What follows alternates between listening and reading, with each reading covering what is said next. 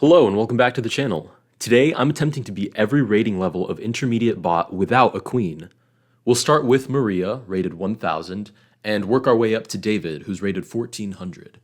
If you're a regular of the channel, you know by now that I love to play the London. Unfortunately, that won't work down a queen. So instead I'll play the Hippo, starting with d3. We'll develop our knights to the center, and the reason that I want to play so passively is because I don't want any piece trades.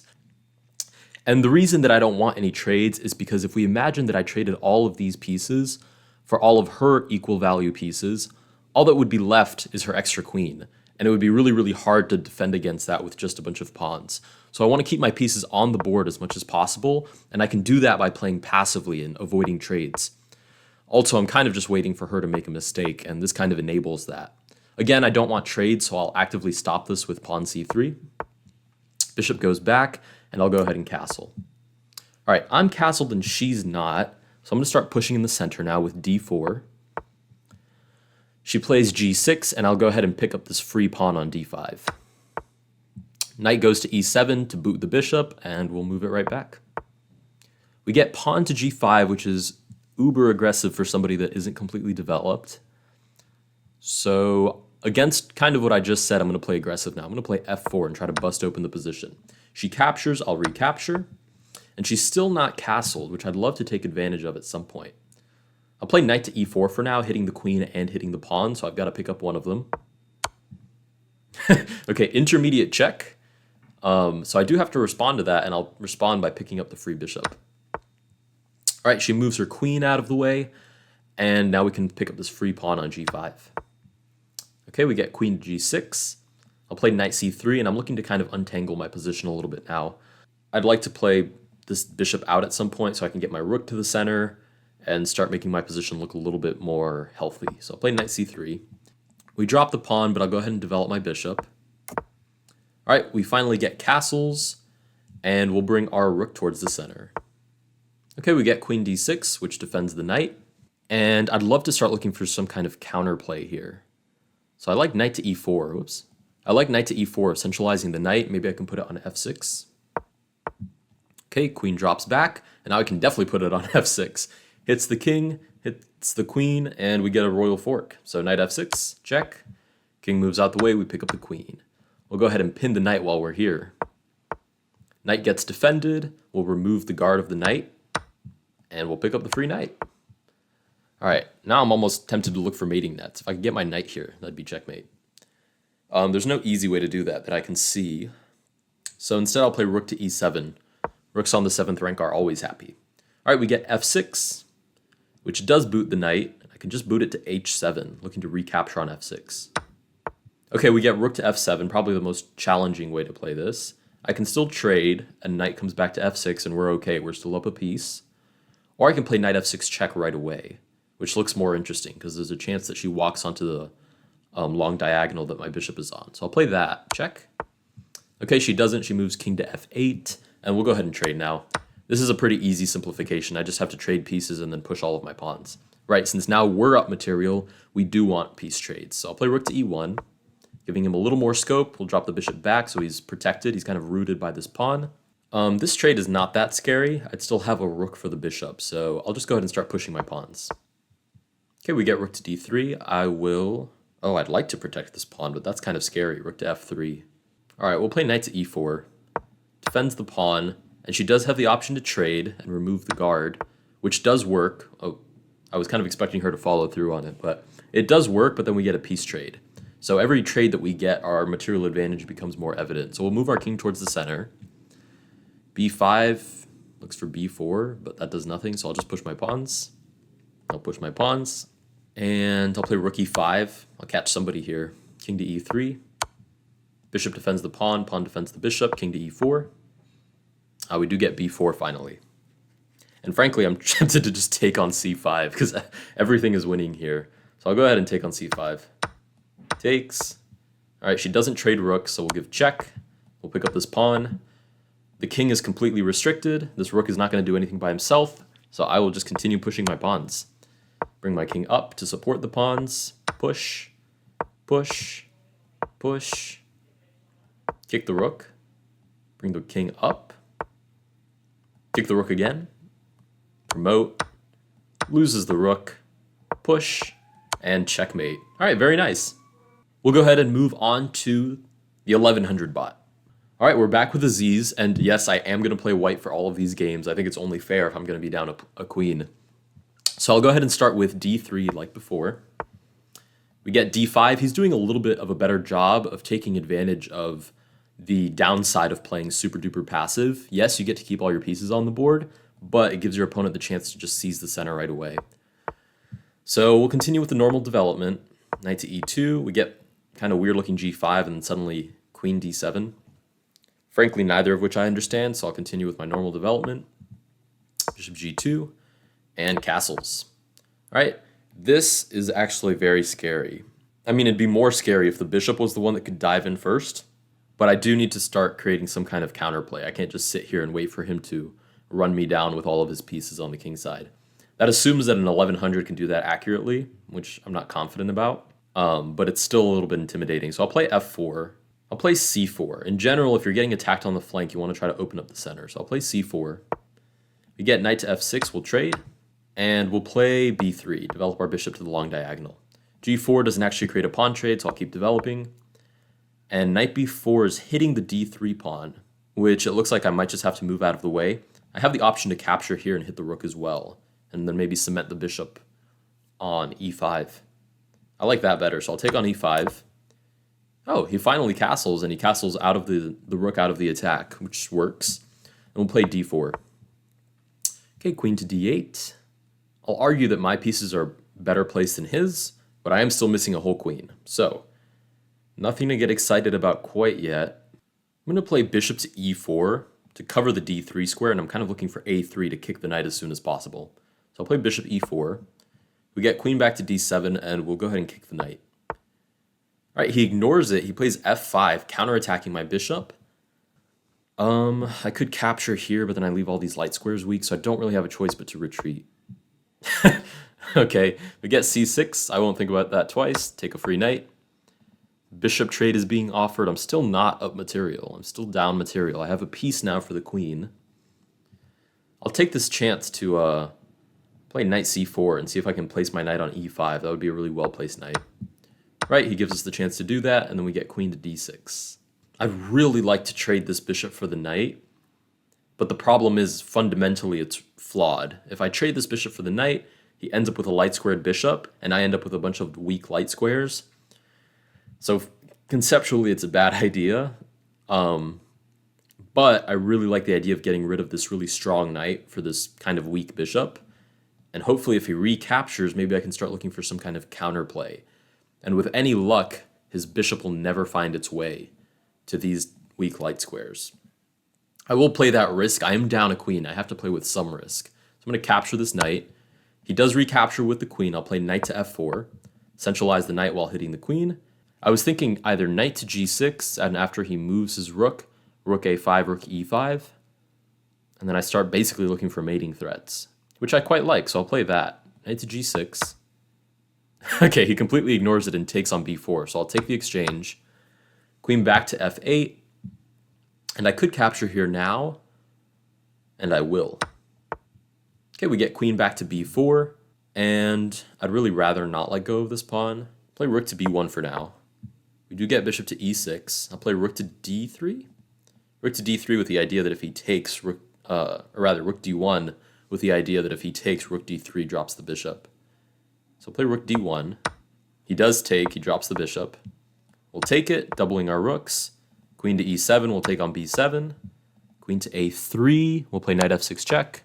Right, if king h8, that would have been checkmate, but he plays king to f8, the only move. We need to capitalize on this attack before we get mauled on the queen side. Let's try a check again. Check. Okay, he goes back again. Check. Okay, this time he's on d8. He's bringing his king over to the queen side. We'll play check, and we'll take this opportunity to double our rooks on the 7th rank. We get queen to d3, maybe check here, knight to e8, and I'm not sure how he stops checkmate. He plays check here. Oh, and he gets repetition. Oh, I really don't want this to end with threefold. Problem is I don't think I have a way to get rid of threefold. If he does threefold, okay, we're going to play check here. And I think if I take, I am threatening mate. I don't think I lose the, oh, I do. Takes, check here, drops the rook. Oh, unfortunate. Yeah, the concept that I was talking about earlier, there it is, slapping me back in the face. Weak light squares. I wonder if I can play h3.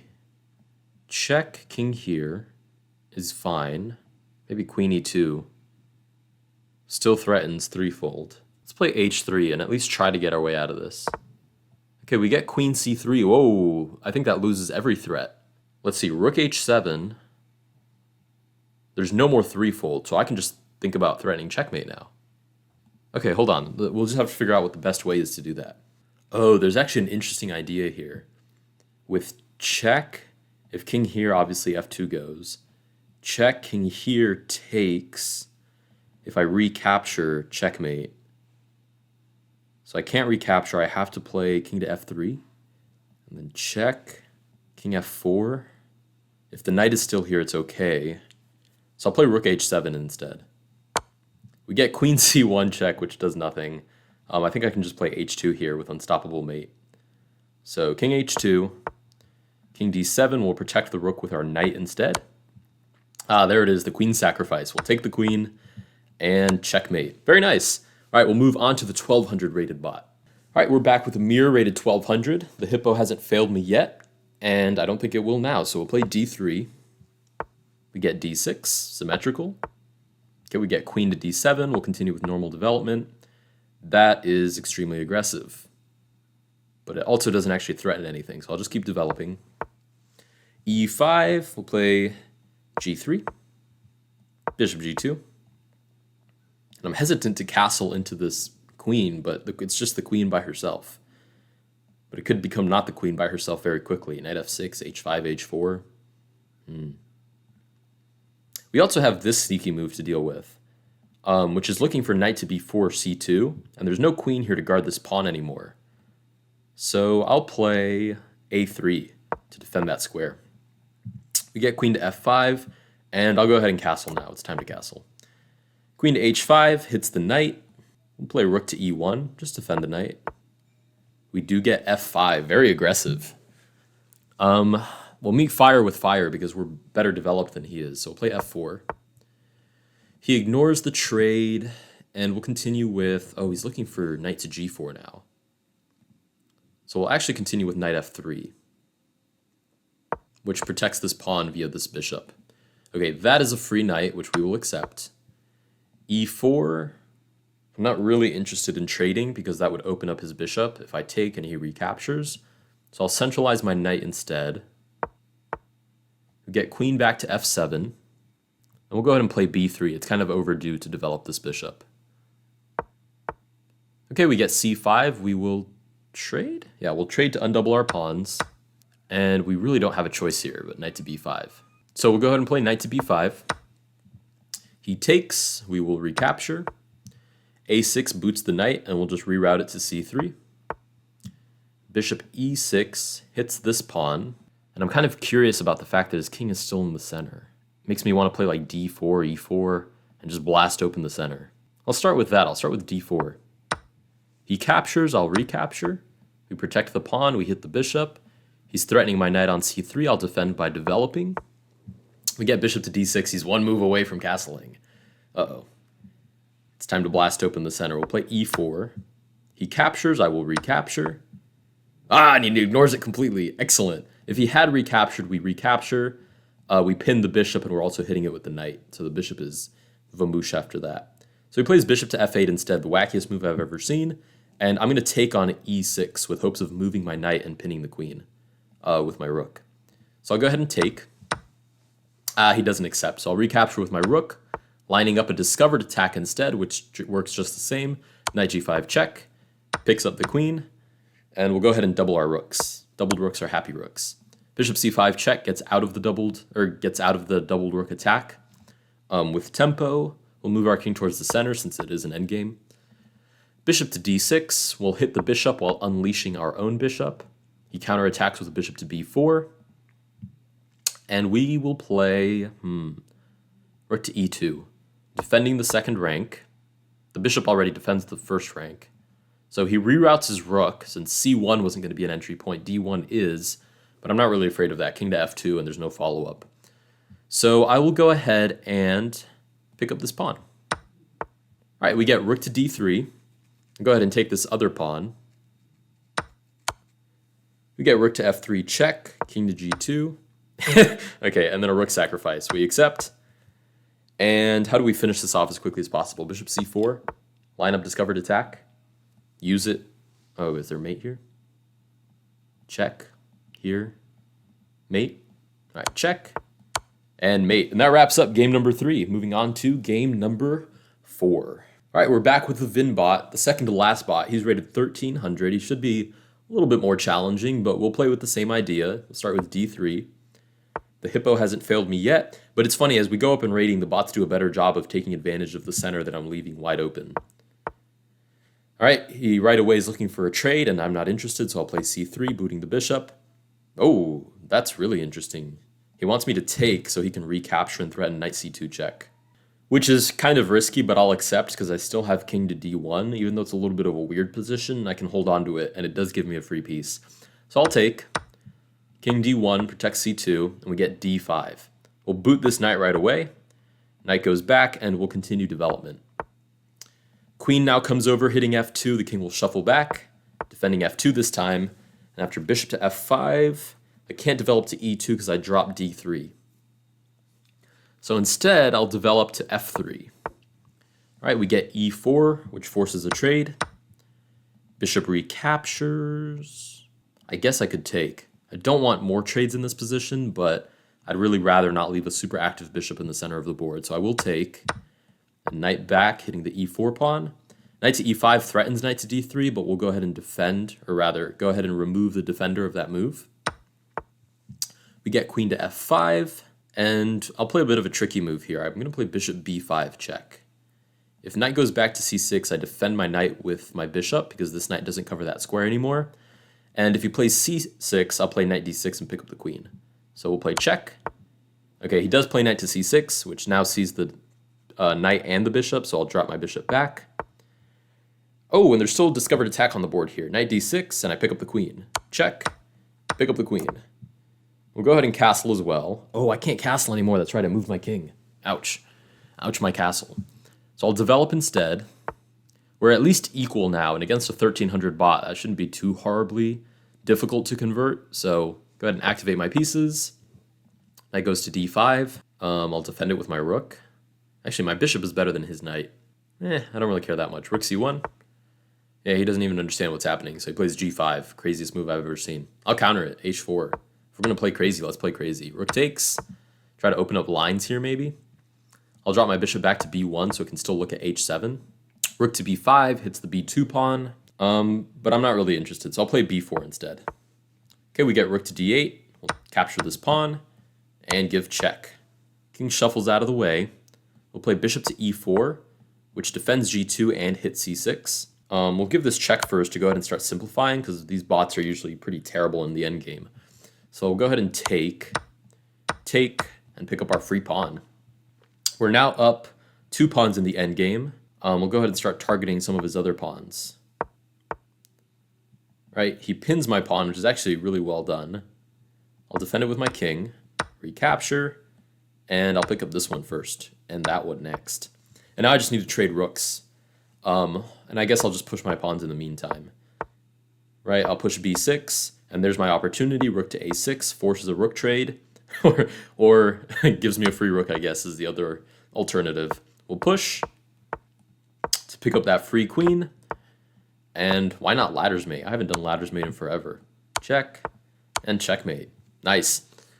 All right, that was our second to last bot. We'll move on to the final boss, rated 1400. All right, our final boss is the David bot, rated 1400, who should play stronger than Vinh, which is mildly concerning because if you think about it, we were up by 2 pawns pretty deep in the game, and then finally he blundered because of some forcing promotion variation.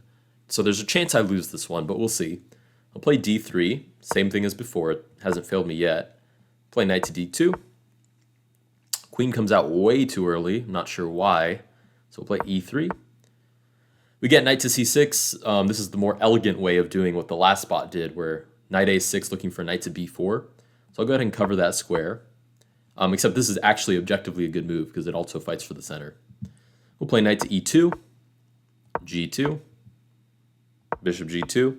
Until I see something challenging, I'll just continue with my regular idea. I'll castle, and we get e5. We'll play b3. We do get a4, which is conceptually really good. If I take, he recaptures, and I have an isolated pawn, and he has a super active rook.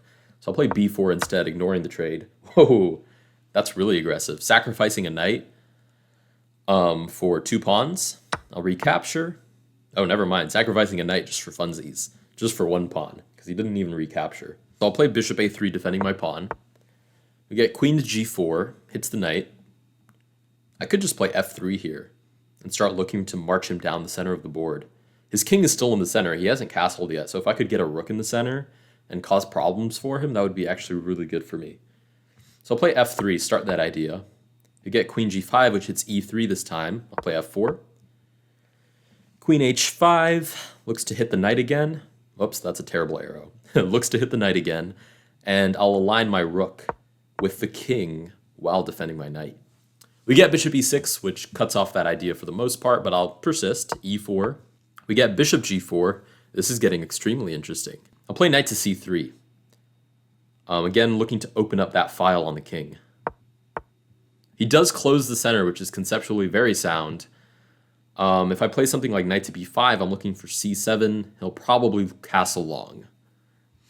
But we'll deal with that when it happens. So knight to b5. Oh, he doesn't castle long. That's definitely an error, I believe. Rook to c8 defends the pawn, which is handy-dandy. That's totally fine.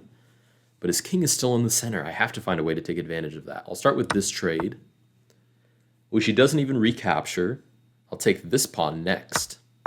The question is, how do I actually break through into his position? I like knight to c4, looking for knight d6 check, so I'll play that. All right, so we drop the pawn on e5. Maybe I can just reroute my knight to e3. That looks more challenging. I'll reroute my knight. Again, I need to keep pieces on the board, or else I'm not going to stand a chance. Not at least until we're even. Once we're even, then I can trade everything and probably win the endgame, but until then, I need to keep pieces on the board. The knight is hit right now by the rook, and really the only place that's even mildly attractive to move it to is f5. So I won't overthink it. I'll move knight to f5. Whoa, we get knight to f3 check. I have to capture. He recaptures. There's no threat of mate yet because there's still a knight on e3 and I have rook to f2 as an option. Still an uncomfortable position. Maybe knight to h4 so we can boot the bishop. We'll play that. Knight to h4. We do boot the bishop. We can probably follow up with rook f4. g5 takes. Ooh, maybe not the best. Okay, instead we'll double our rooks with rook to f2. It's a little bit slower than I'd like, but it should be fine. g6. Double the rooks. Okay. We get bishop to e2 again. We'll boot the bishop. And we'll try it again. Oh, we could get a threefold here. Am I willing to settle for a threefold? Objectively, this position is still completely losing. I have to play rook to e1 anyways. All right, and we'll take that for now. We'll take the draw. Let me know if I should try this again and see if I can actually defeat the 1400 bot without a queen. If you did enjoy this video, please consider liking and subscribing, and I will see you guys in the next one.